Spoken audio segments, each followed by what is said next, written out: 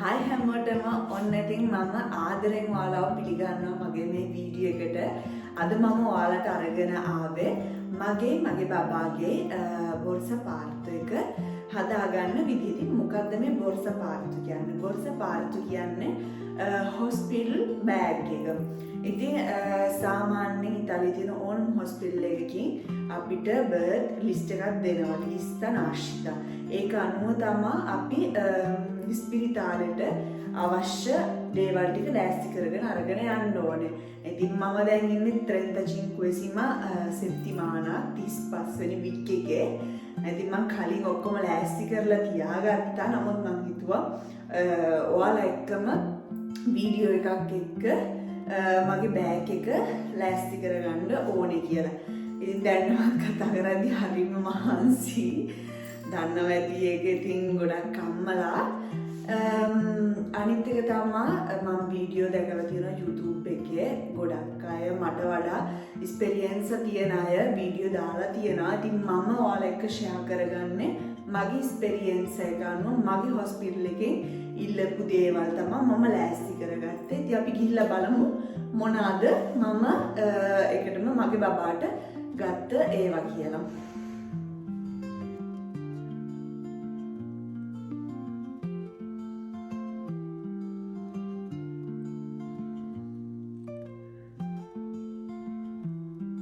හරි මම මගේ සුදු පුතාට ලෑස්ති කරගත්තා quattro cambi. ඉතින් එයා ඉපදිච්ච ගාම්ම දාන්නේ මේක. ඉතින් පළවෙනි ඇඳුමනේ එයා ඉපදිච්ච ගාම්ම දාන්නේ. මේක එයාගේ ඔළුවට දාන තොප්පිය. මේ තුතින එක මේක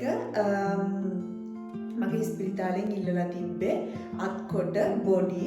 ඉතින් ඒ නිසා මම අත්කොට බොඩි තමා ගොඩක් ගත්තේ. මොකද ස්පිරිතාලේ ඇතුලේ රස්නේ නිසා. මේ පළවෙනි කාම්බියෝ එක. ඉතින් ඒකට කලින් ඒක ඇතුලට දාන්නේ මෙන්න මේ වගේ ලකි ෂර්ට් එකක්. මෙහෙම ඒක සාමාන්‍යයෙන් ඉතාලියේ ට්‍රැඩිෂනල් එකක් තමයි මේක දාන එක. ඉතින් අනිවාර්යෙන්ම ඉපදිච්ච ගාම්ම මම මේක දානවා. මේ ලංකාවෙන් මේක තියෙනවද නැද්ද කියන මම හරියටම දන්නේ නැහැ.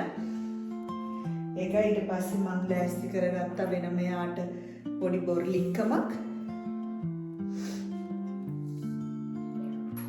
ලුර්දු වතුර එකක්.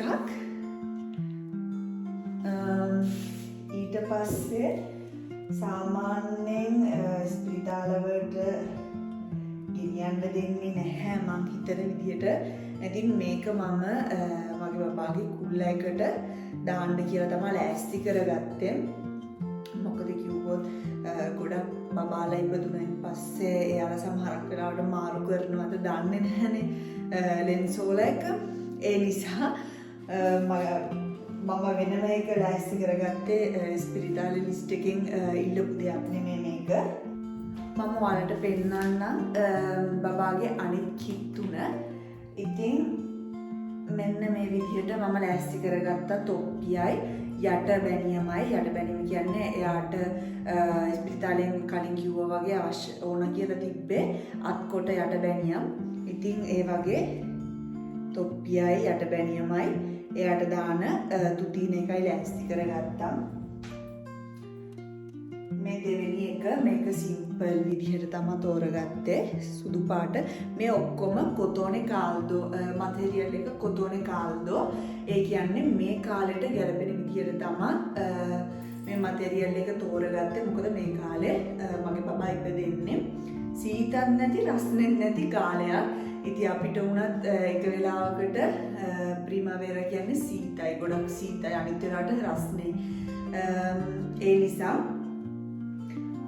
අනිත් එක තමයි මම ගෙදරට අරගෙන බබාව අරගෙන එද්දි තෝරගත්ත ටිකක් බර කිට් එකක්. මේක තමයි. මොකද ඉතින් ස්පිරිතාලෙන් ගෙදරට අරගෙන එනකොට කියන්න බෑනේ. ඒ නිසා හරිම කියුට් මේකනේ. ඔයාලට පෙන්වන්න බැරුව ගියා. මේ රෙද්ද බබාව උතාගෙන එන්න ගත්ත රෙද්ද. ඉතින් මේකත් කාල්දෝ කොතෝනේ මේකයි මම හිතාගෙන ඉන්නවා තව මීට වඩා බර එකකුත් මොකටත් අරගෙන යන්න. ඊට පස්සේ තුවායක් ගත්තා. කොහොම හරි ඉස්පිරිතාලේ ගිහිල්ලා තිබ්බේ අත්කොට යට බැනියම් විතරයි. මම වෙනම ලෑස්ති කරගත්ත 3ක් විතර අත් දිගේවත් මොකද මට හදිසියක් හරි වෙලා අවශ්‍ය වුණොත් මා ළඟ තියෙන හින්දා. ඉතින් ඇත්තටම ගෙදර ඉඳලා ඉස්පිරිතාලට එච්චර දුරක් නැහැ. නමුත් ඉතින් ඔක්කොම ළඟ තියෙන එක මොකටත් හොඳ නිසා මම වෙනම ඒවත් ලෑස්ති කරගත්තා. ඊට පස්සේ මේස් 3ක් ඉල්ලලා තිබ්බා. 1යි 2යි 3යි. හරිම චූටි මේවා හරිම කියුට්. ඊට පස්සේ තොප්පිත් වෙනම ලෑස්ති කරගත්තා. මේකත් මම ඔයාලට කලින් කිව්වා වගේ මටීරියල් එක චිනීලියා. ඒ කියන්නේ ටිකක් බර එකක්. මේක නම් එච්චරම නැහැ.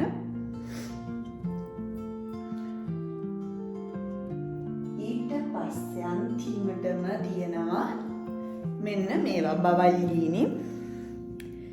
1යි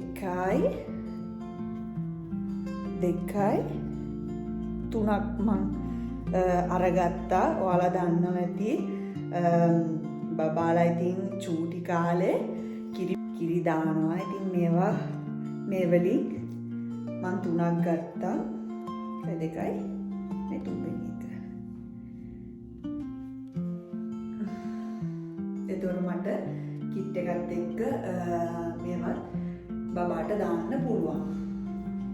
ඊට පස්සේ මම එයාට චූච් එක ගත්තා.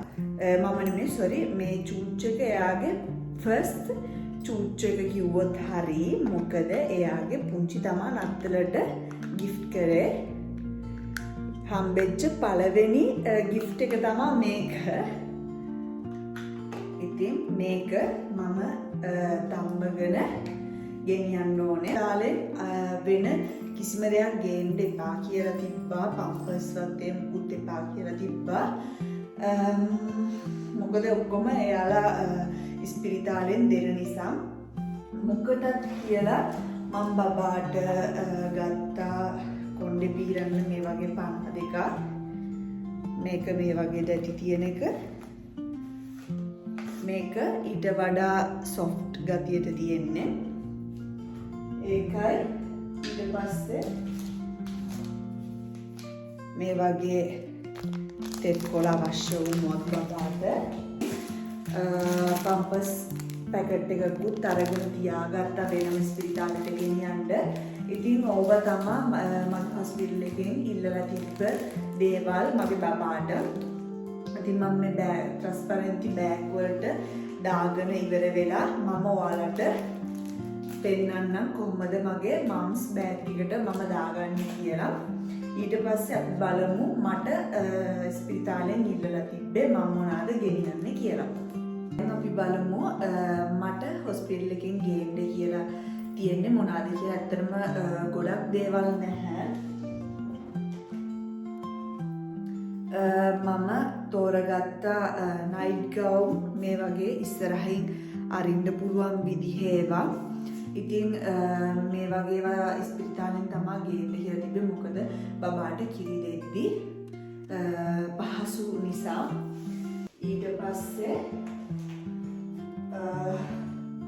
වෙනම මම තෝරගත්ත මුතාන්දේ කාල්සේ ඒ වගේම මේ වගේ රෙජිසේනෝදි අල්ලට්ටමෙන්තෝ. ඉතින් මේවා ඉස්සරහින් අරින්න පුළුවන් පහසු ඒවා තමා ගේන්න කියලා තිබ්බේ. ඒ නිසා මම මේකෙන් ගත්තා 3ක් විතර. ඒකයි පන්තෝෆෝල මේ වගේ දෙකක් මම ගත්තා ඉස්පිරිතාලට දාන්න. තව දාන්න ගන්න ඕනේ බාට දෙකක්. මොකද බබාව හම්බෙලා නාන්න කරන්න එහෙම වුණොත් ඉස්පිරිතාලේ ඒ වගේ දෙකක් යූස් කරන්න. මොකද මේක ඉස්සරහින් කොවිඩෝ ගතිය තියෙන නිසා. ඊට පස්සේ ඉල්ලලා තිබ්බා මගේ හොස්පිටල් එකේ පන්නොලීනි dopo parto. ඉතින් මේවා තමයි යූස් කරන්නේ බබහන්.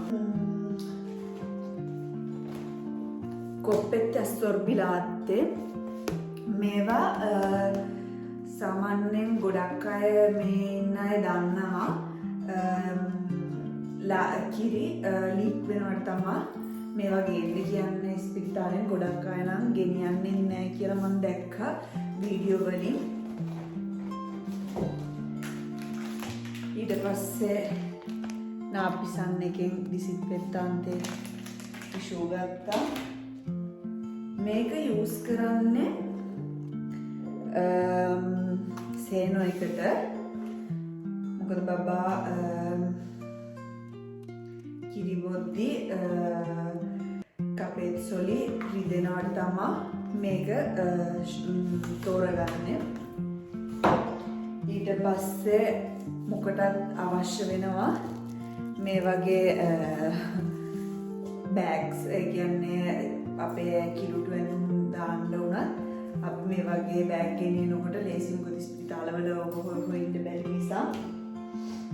ඊට පස්සේ තව තෝර ගත්තා තුවායක් මේ වගේ බෑග් වලට දාගත්තා. ලොකු එකයි පොඩි එකයි මූණ හොදන්නයි හැඟ හොදන්න හරි එහෙම මොකකට හරි අවශ්‍ය වුණා ඒ දෙක තෝරගත්තා. ඊට පස්සේ මේක ඇතුලේ තියෙන්නේ මගේ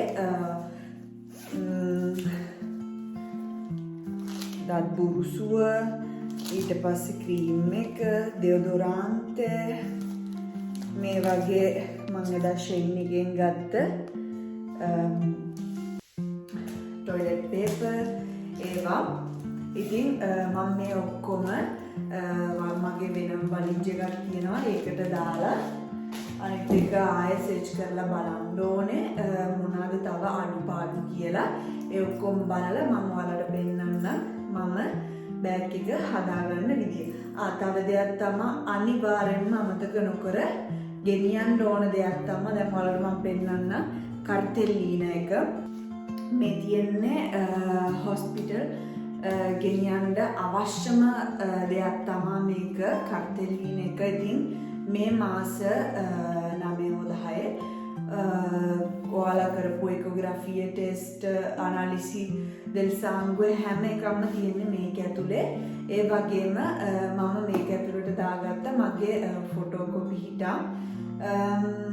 ඒ වගේම තව දෙයක් තමයි අනිවාර්යෙන්ම අමතක නොකර මේක ඇතුලේ ඔයාලගේ නම ගම ඒ වගේම ෆෝන් නම්බර් ඔයාලගේ හස්බන්ඩ්ගේ හරි අම්මා කෙනෙක්ගේ හරි තාත්තා කෙනෙක්ගේ හරි ලියන්න අමතක කරන්න එපා. මොකද මගේ කර්තෙල්ලීන එක මම හොස්පිටල් ගිය වෙලාවක නැති කරලා තිබ්බා. ඊට ගොඩාරියක් අමාරු වෙලා තමයි මම ආයේ මේක හොයාගත්තේ. ඒ නිසා මම එක්ස්පීරියන්ස් එකෙන් කියන්නේ. ඉතින් මම ඔයාලට පෙන්නන්නම් මේ ඔක්කොම බෑග් වලට දාලා මම කොහොමද බෑග් දෙකට මේ බඩු ටික දාගන්නේ කියලා. ඉතින් ඇත්තටම ලොකු බඩුවක් නැහැ හොස්පිටල් එකට ගෙනියන්න. මොකද ගොඩාරියක් දුර නෙමෙයි මගේ හොස්පිටල් එක තියෙන්නේ. හදිස්සියක් වුණොත් මගේ හස්බන්ඩ් ගෙදර ඇවිල්ලා හරි මට අවශ්‍ය දේ අරගෙන එන නිසා මම ස්පිරිතාලෙන් ඉල්ලපු දේවල් විතරයි අරගත්තේ. ඉතින් මම හිතනවා මේ වීඩියෝ එකට ඔයාලා කැමති ඇති කියලා.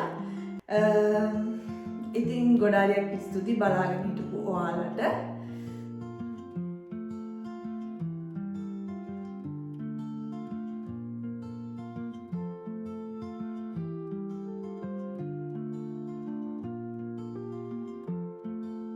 ෆයිනලි මගේ බබාගේ බෑග් එක ලෑස්ති කරලා ඉවරයි. ඉතින් මම ඔයාලට වීඩියෝ එක පටන් ගන්න ගමන්ම කිව්වේ ලංකාවයි ඉතාලියයි අතර ලොකු වෙනසක් තියෙන හොස්පිටල් බෑග් එකක් හදාගද්දී. මොකද මම අඳුරන අයගෙන් YouTube එකේ වීඩියෝ බලද්දී ඉතින් ගොඩක් දේවල් ලංකාවේ ඉල්ලන තියෙන දේවල් මේ හොස්පිටල් වලින් ඉල්ලන්නේ නැහැ. ඒ වගේම දැන් අනිවාර්යෙන්ම මගේ බෑග් වලට මොන හරි දෙයක් අඩුයි කියලා මට දැනටමත් දැනෙනවා. ඉතින් තව කල් තියෙන හින්දා මම හිමීට ආයෙත් චෙක් කරලා බලනවා මොනවාද අඩුපාඩු කියලා. මේකට මම තව ඇඩ් කරගත්තා මගේ හස්බන්ඩ්ගේ ඇඳුම් කිට් එකක්. මොකද කියන්න බෑනේ යාටත් අවශ්‍ය වුණොත් අදින්න අවශ්‍ය වුණොත් එහෙම කියලා මම ඒකත් ඇඩ් කරගත්තා. ඉතින් මම හරි ආසාවෙන් හිටපු වීඩියෝ එකක් තමයි අද මේ ඔයාලට මම අරගෙන ආවේ. ඉතින් මම හිතනවා ඔයාලත් මේ වීඩියෝ එකට කැමති ඇති කියලා. ආයෙත් හම්බෙමු ලබන සතියේ. ගොඩාක් ස්තුතියි. බයි.